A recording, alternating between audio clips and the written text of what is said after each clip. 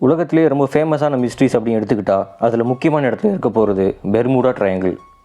Christopher Columbus காலத்தில் தொடங்கிய இந்த இடத்துல பல அமானுஷங்கள் நடக்கிறதா சொல்கிறாங்க. உதாரணத்துக்கு நேவிகேஷனுக்கு யூஸ் பண்ணுற காம்பஸ் சரியாக வேலை செய்யாமல் போகிறதும், ஷிப்ஸும் பிளேன்ஸும் மொத்தமாக ட்ரேசஸே இல்லாமல் காணாமல் போகிறதும், இந்த மாதிரியான ஸ்ட்ரேஞ்சான விஷயங்கள் இந்த இடத்துல நடக்கிறதா சொல்கிறாங்க. இந்த ஸ்ட்ரேஞ்சான டிஸப்பியரன்ஸுக்கு காரணம் ஏலியன்ஸா, இல்லை அக்வாமன் படத்தில் வர மாதிரி ஒரு அட்வான்ஸ்டு அண்டர் வாட்டர் சிவிலைசேஷன் இங்கே வாழ்ந்துட்டு இருக்காங்களா, இல்லை எர்த்துடைய மேக்னெட்டிக் ஃபீல்டு நடக்கிற மாற்றங்களால் இந்த டிஸப்பியரன்ஸஸ் நடக்குதா? இந்த விஷயங்களை பற்றி தெரிஞ்சுக்கணும் அப்படி ஆர்வம் இருந்தால் இந்த வீடியோ தொடர்ந்து பாருங்கள். நீங்கள் பார்த்துட்ருக்கிறது பீக்கன்.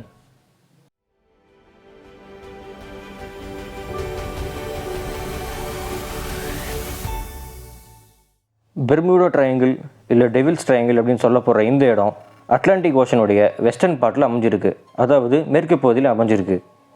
இப்போது இந்த பெர்முடா ட்ரையாங்கிளுடைய 3 பாயிண்ட்ஸ் எங்கெங்கே அமைஞ்சிருக்கு அப்படிங்கிறத பார்ப்போம். முதல் பகுதி அமெரிக்காவில் இருக்கக்கூடிய மையாமி அப்படிங்கிற இடம். ரெண்டாவது பகுதி போர்ட்டோரிக்கோவில் இருக்க சான் ஜுவான் அப்படிங்கிற இடம். மூணாவது பகுதி பெர்முடா. இந்த 3 பகுதிகளை தான் பெர்முடா ட்ரையாங்கிள் அப்படின்னு தோராயமாக சொல்கிறாங்க. இப்போ இந்த பெர்முடா ட்ரையாங்கிள் நடந்த ஃபேமஸான 3 டிஸப்பியரன்ஸஸ் பற்றி பார்ப்போம். நம்ம முதல்ல பார்க்க போகிறது HMS அட்லாண்டா. HMS யூனோ அப்படிங்கிற பேரில் பிரிட்டிஷ் எம்பையருடைய ராயல் நேவி படையுடைய ஒரு பகுதியாக லான்ச் செய்யப்பட்டது தான் இந்த ஷிப். இந்த ஷிப் முதல்ல 1844 லான்ச் செய்யப்பட்டது. அதுக்கப்புறம் 1878 இந்த ஷிப்புக்கு HMS அட்லாண்டா அப்படிங்கிற பெயர் மாற்றம் வருது. 1880 இந்த ஷிப் பெர்முடாவில் இருக்க ராயல் நேவி டாக்யார்ட்லேருந்து இங்கிலாண்டில் இருக்கக்கூடிய ஃபால்மவுத் அப்படின்னு சொல்லக்கூடிய ஒரு போர்ட்டுக்கு ட்ராவல் பண்ணிக்கிட்டு இருந்தது. ஜனவரி 31, 1880 அன்னைக்கு இந்த ஷிப் அதோட மொத்த க்ரூவோடு சேர்த்து காணாமல் போயிடுறாங்க. இந்த ஷிப்புடைய க்ரூவில் மொத்தமாக இருந்த 281 பேரும் இந்த டிஸப்பியரன்ஸில் உயிர் பிழைக்கலை. இந்த HMS அட்லாண்டா டிஸப்பியரன்ஸ் தான் பெர்முடா ட்ரையாங்கிள் நடந்த முதல் மேஜர் இன்சிடெண்ட்டாக கன்சிடர் செய்யப்படுது. அடுத்து நம்ம பார்க்க போகிறது USS சைக்ளாப்ஸ். இந்த USS சைக்ளாப்ஸ் அப்படிங்கிறது US நேவியை சேர்ந்த ஒரு சரக்கு கப்பல். இந்த கப்பல் 1918 பார்பேடோஸ் அப்படின்னு சொல்லப்படுற ஒரு ஐலாண்டில் இருந்து மேக்னீஷியம் ஓர், அதாவது மேக்னீஷியம் மூலப்பொருட்களோட ட்ராவல் பண்ணிக்கிட்டு இருந்தது. மார்ச் 4, 1918 அன்னைக்கு இந்த ஷிப் மொத்தமாக காணாமல் போயிடுறது. இந்த ஷிப்பில் மொத்தமாக 306 309 க்ரூ மெம்பர்ஸ் இருந்ததாக சொல்லப்படுது. இதிலிருந்து மொத்த பேருமே இந்த டிஸப்பியரன்ஸில் உயிர் பிழைக்கல. US நேவி ஹிஸ்ட்ரியிலேயே போர் அல்லாத டைமில் நடந்த மிகப்பெரிய உயிரிழப்பாக இது கன்சிடர் செய்யப்படுது. அடுத்து நம்ம பார்க்க போகிற disappearance flight 19 incident. 5 TBM Avenger bomber குழுவுக்கு கொடுக்கப்பட்ட பெயர் தான் இந்த ஃப்ளைட் 19.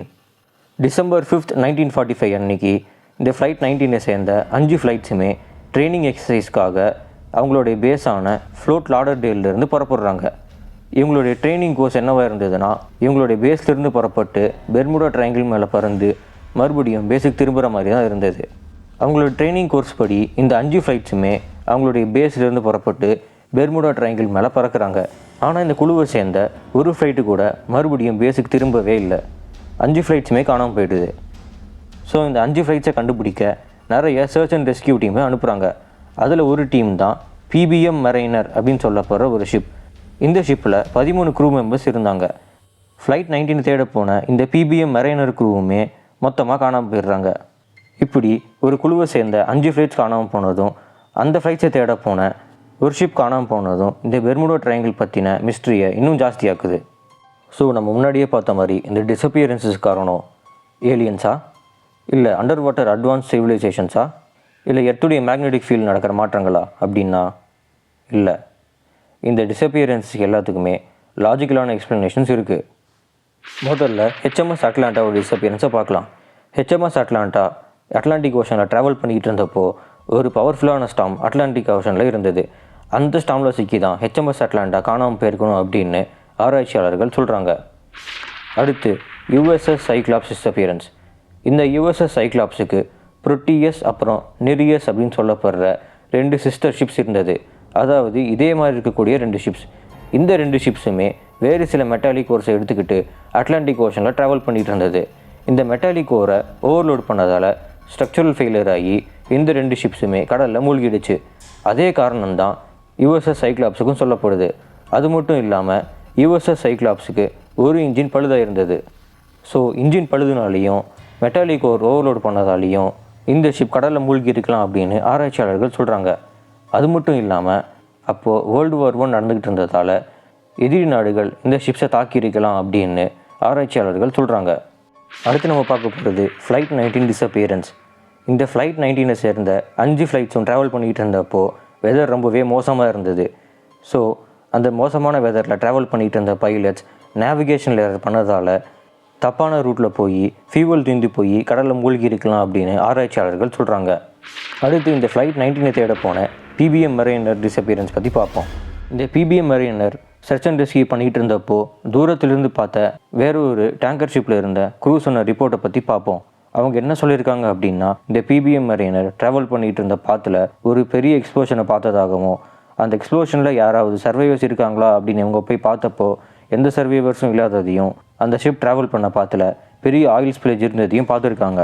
இந்த பிபிஎம் மெரைனர் மாடல் ஷிப்ஸில் ஒரு மிகப்பெரிய ஃபால்ட் இருந்தது. இந்த பிபிஎம் மெரைனர் ஷிப்ஸில் ஃபுல்லாக ஃபியூவல் இருக்கிறப்போ அது மூலியமாக வேப்பர் லீக் ஏற்படுறதையும் அந்த வேப்பர் லீக்ஸ் மூலியமாக எக்ஸ்ப்ளோஷன்ஸ் நடக்கிறதுக்கான ரெக்கார்டு அதுக்கு முன்னாடி நிறையா இருந்திருக்கு. இந்த சர்ச் அண்ட் ரெஸ்கியூவில் இருந்த பிபிஎம் மெரைனரில் ஃபியூவலை ஃபுல்லாக நிரப்பியிருக்காங்க.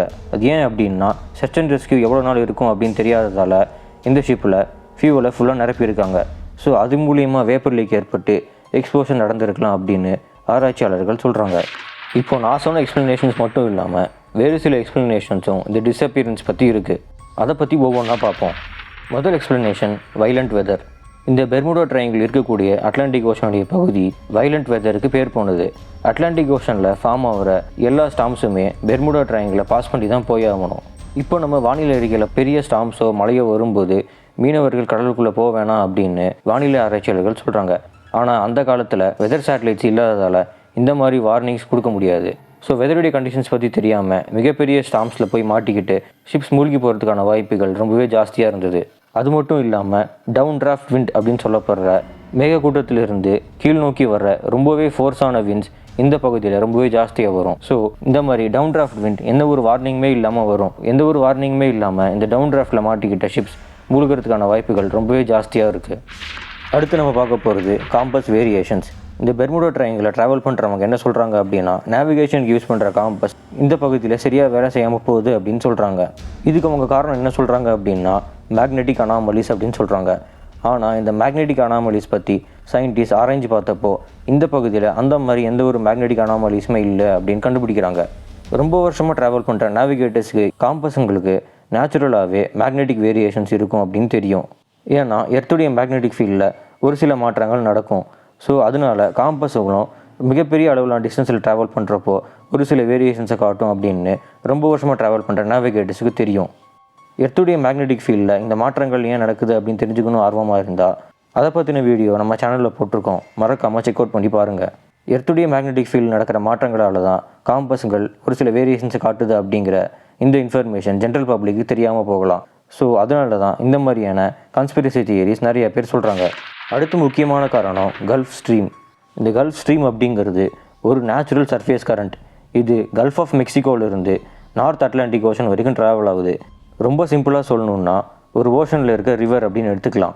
இந்த கல்ஃப் ஸ்ட்ரீமுடைய ஸ்பீடு கிட்டத்தட்ட 2 மீட்டர் பெர் செகண்ட் அளவுக்கு இருக்குது அப்படின்னு ஆராய்ச்சியாளர்கள் சொல்கிறாங்க. ஸோ இந்த இடத்துல மாட்டிக்கிற இன்ஜின் பழுதான சின்ன சின்ன போட்ஸும் தப்பாக லேண்ட் ஆகிற சீப்ளேன்ஸும் கடலுக்குள்ளே மூழ்கிறதுக்கான வாய்ப்பு ரொம்பவே ஜாஸ்தியாக இருக்குது. அடுத்து நம்ம பார்க்க போகிற முக்கியமான ரீசன் என்னென்னா ஹியூமன் எரர். இந்த பெர்முடா ட்ரையாங்கிள் நடக்கிற நிறையா டிஸப்பியரன்ஸுக்கு அஃபிஷியல் ரீசனாக சொல்லப்படுறது இந்த ஹியூமன் எரர் தான். தப்பான கேல்குலேஷன்ஸ் பண்ணுறதாலையும் ஒரு குருட்டு தைரியத்தாலையும் பெரிய பெரிய ஸ்டாம்ஸில் போய் ஷிப்ஸ் மாட்டிக்குது. ஸோ அதுக்கு முக்கியமான காரணம் அதில் இருக்க சைலர்ஸ் தான். அவங்க பண்ணுற தப்புனால தான் இந்த பெர்முடா ட்ரையாங்கிளில் நிறையா ஷிப்ஸும் நிறையா ஃப்ளைட்ஸும் கடலுக்குள்ளே மூழ்கி போகுது. நம்ம கடைசியாக பார்க்க போகிற ரீசன் தான் மீத்தேன் ஹைட்ரேட். இந்த பெர்முடா ட்ரையாங்கிளில் திடீர்னு ஒரு ட்ரேஸுமே இல்லாமல் ஷிப்ஸ் காணாமல் போகிறதுக்கு முக்கியமான காரணம் இந்த மீத்தேன் ஹைட்ரேட்ஸ். பொதுவாக நம்ம கடலுக்கு அடியில் மீத்தேன் வாயு கான்டினென்டல் ஷெல்ஃப் அப்படின்னு சொல்லப்படக்கூடிய இடத்துல மீத்தேன் ஹைட்ரேட்ஸ் ஃபார்மில் ஸ்டோர் ஆகிருக்கும். இந்த கான்டினென்டல் ஷெல்ஃபில் சின்னதாக ஏதாவது டிஸ்டர்பன்ஸ் ஏற்பட்டால் அது மிகப்பெரிய அளவிலான மீத்தேன் ஹைட்ரேட்ஸை வெளியேற்றும். இந்த மீத்தேன் ஹைட்ரேட்ஸ் கடலுக்கு அடியிலிருந்து பபுள்ஸ் மூலிமா வெளியேறும். கடல் மேலேருந்து பார்க்கும்போது கடல் கொந்தளிக்கிற மாதிரி இருக்கும். ஸோ கடலுக்கு மேலே வர்ற இந்த மீத்தேன் ஹைட்ரேட் வாயு கடலுடைய டென்சிட்டியை குறைச்சிரும். அதனால அதுக்கு மேலே இருக்க ஷிப்ஸுடைய வெயிட்டை தாங்க முடியாமல் திடீர்னு எந்த ஒரு வார்னிங்குமே இல்லாமல் அந்த ஷிப் கடலுக்குள்ளே மூழ்கிரும். இந்த எஃபெக்டை ஆஸ்திரேலியாவை சேர்ந்த சயின்டிஸ்ட் ஸ்கேல் மாடல் ஷிப்பை வச்சு ப்ரூவ் பண்ணியிருக்காங்க. இந்த மீத்தேன் ஹைட்ரேட் எக்ஸ்ப்ளோஷன் நேச்சுரல் நடக்கக்கூடிய ஒரு ப்ராசஸ். இந்த பெர்முடா ட்ரையாங்கிளில் இன்றைக்கும் நூற்றுக்கணக்கான ஷிப்ஸும் ஃப்ளைட்ஸும் ட்ராவல் பண்ணிக்கிட்டே தான் இருக்குது. அதை நீங்களே செக் பண்ணி பார்க்கலாம். இப்படி பெர்முடா ட்ரையாங்கிள் மேலே ட்ராவல் பண்ணுற ஷிப்ஸும் ஃப்ளைட்ஸும் டெய்லி காணாமல் போயிட்டே இருந்தால் இந்த இடத்துல ஒரு ட்ராவல் பண்ணி போட்டிருப்பாங்க. உலகத்தில் இருக்கக்கூடிய வேறு பகுதிகளில் நடக்கிற ஃப்ளைட் அண்ட் ஷிப் டிஸப்பியரன்ஸை கம்பேர் பண்ணுறப்போ இந்த இடத்துல ரொம்பவே கம்மியாக தான் நடக்குது. ஆனால் இந்த பகுதியில் மட்டும் நிறைய கன்ஸ்பிரசி தியரிஸை நிறைய பேர் கட்டி விட்டுருக்காங்க.